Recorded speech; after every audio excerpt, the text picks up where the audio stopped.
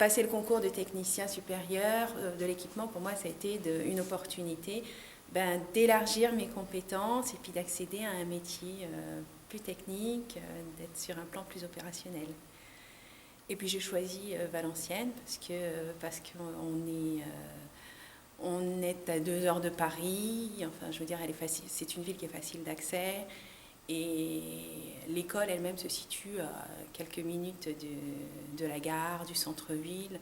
Donc c'est assez fonctionnel. Qu'est-ce qui vous intéresse au niveau des thèmes de la formation à titre personnel ? Personnellement, j'apprécie beaucoup tout ce qui concerne les thèmes couverts par notre ministère, par les 2 ministères, tout ce qui est aménagement, prévention des risques, énergie, bâtiment. Ce sont des thèmes à fort enjeu et qui soulèvent des problématiques très importantes pour notre époque et pour notre avenir. Et moi, je me sens directement concernée. En plus, on l'aborde de façon...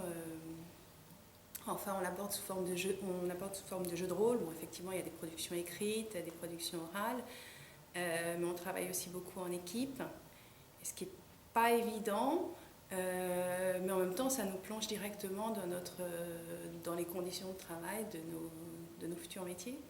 Donc, je trouve ça très, très intéressant.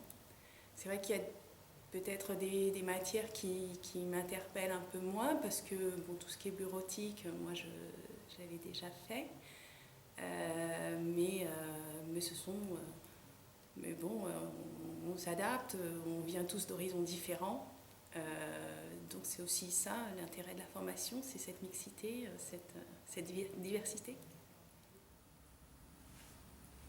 Quel type de poste aimeriez-vous occuper ? Puis moi, je souhaiterais être chargée d'opération. J'aimerais pouvoir suivre un projet, plusieurs projets, que ce soit, par exemple, être participer à l'assistance à maîtrise d'ouvrage, d'un contournement de centre-ville, à la construction d'un équipement comme un gymnase, un restaurant administratif ou la rénovation aussi des bâtiments, puisqu'avec les nouvelles réglementations, il y a beaucoup de choses à faire dans ce domaine. Moi, ce que j'apprécie, c'est l'aspect assez divers de cette tâche. On aborde aussi bien l'aspect technique que des aspects financiers, que des aspects peut-être un petit peu plus administratifs aussi.